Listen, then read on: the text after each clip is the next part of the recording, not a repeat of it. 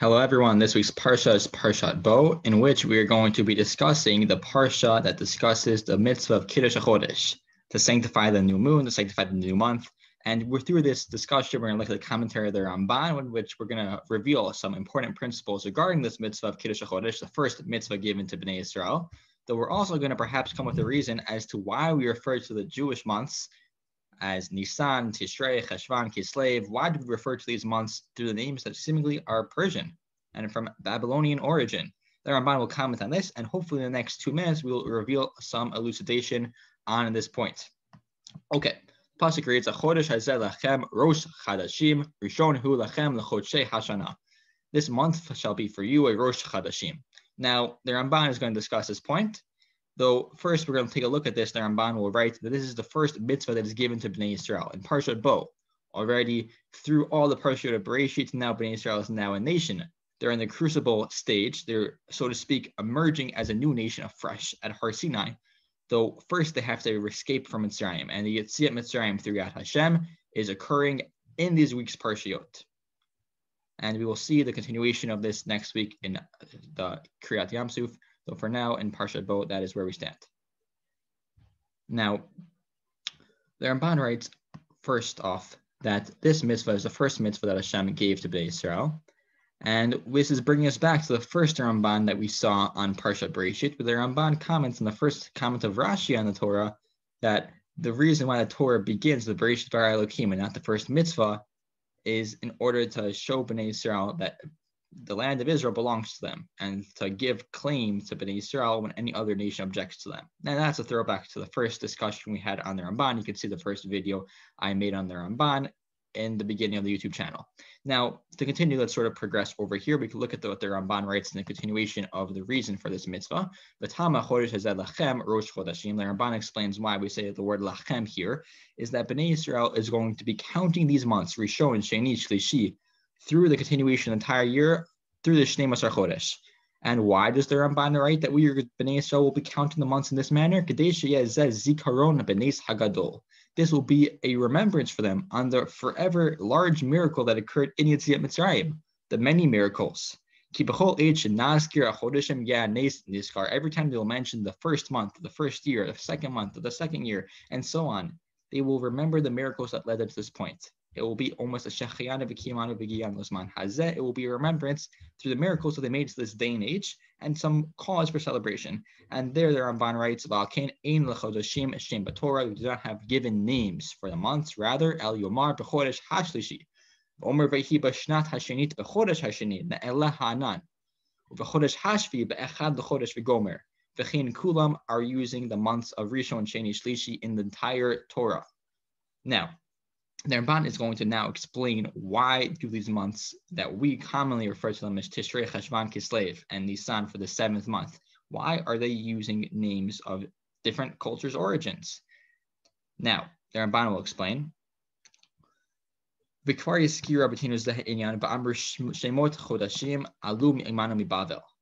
writes that the names of the months, we obtained them when we were elevating, when we were going up from Bavel, and returning to Eretz Yisrael. This is before the building of the second Beit HaMikdash, around 350 CE, before the Common Era. The second Beit HaMikdash was destroyed in 70 CE, so somewhere around that range, about 400 years prior to the Common Era. The Ramban writes, quoting the Bereshit Rabbah, the Midrash, which states, Amar Rabbi Chanina, Shmot Chodashim Alu Mi Bavel. That the names of the months, the exilees, the people who were exiled to Bavel that returned to Israel, to the land of Israel, gave the months these names. Okay, now that the Ramban has quoted this Midrash, he will explain the reason, and we'll try to wrap up this year with this explanation. Originally, we counted the months Echad, Rishon, Sheni, in order to show us and for us to remember Zechir Mitzrayim, Yetziat Mitzrayim. Aval kasher alinu mibavel v'nizkayim masha amar katuf. And the pasuk in Yirmiyahu it says, "V'lo yemar od chai Hashem asher ha'ala et bnei Yisrael me'eretz Mitzrayim ki im chai Hashem asher ha'ala v'asher hevi et bnei Yisrael me'eretz Safon." Now, those two psukim in Yirmiyahu were describing that when Bnei Israel elevated and they escaped from Mitzrayim, they referred to the months by Echad, by Chodesh HaRishon, Chodesh HaSheni, Chodesh HaShlishi. Though after they returned from Bavel, and in the future, it's a promise that the Navi Yirmiyahu is giving to the nation that they will call the months by new names. They will no longer say these certain, I guess, words that we would characterize and attribute to Yetziat Mitzrayim. They'll be focusing on the new Geula, the ultimate Geula that will occur in future days. Me'eretz Safon, from the land of Bavel, where they are being exiled, they will call them new names. Yirmiyahu promises the nation of Bnei Israel. And then the Ramban will continue to write, Chazarnu likra hachodeshim b'shem shenikram be'eretz Bavel. We go ahead after we have escaped the exile of Babylonia and call the months by these new names. V'hazkir kisham amanu umisham he'elanu Hashem yitbarach.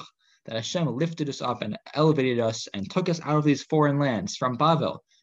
Previously, Hashem took us out from Mitzrayim, and we used the names that perhaps attributed us and brought us back to remember Zechira Yetziat Mitzrayim, the Nisim that occurred to us. Now that we have left Bavel, we will call them by the names that will trigger and allow us to be able to remember properly the fact that we were redeemed from the land of Mitzrayim.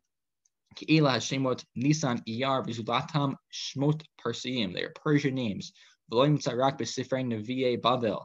And we see they're quoted all throughout Tanakh, Zechariah, Ezra, Nehemiah, and Megillat Esther, a famous line that we will now quote. As we mentioned the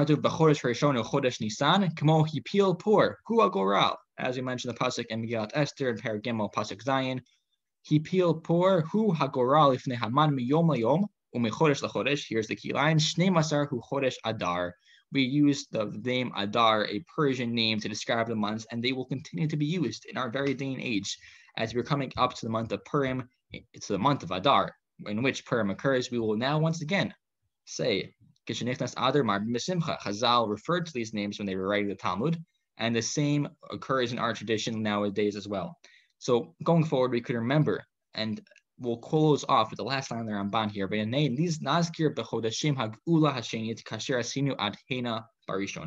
We will continue to remember back to the second redemption, I should say, just as we did to the first redemption. And we always find, as we see in the end of this week's parsha as well, the commandment to remember Yetziat Mitzrayim. It's something that's everlasting and constantly permeating our membranes of our brains, something that's constantly going through our memory, a constant running memory of Yetziat Mitzrayim, the Nisim that occur to us.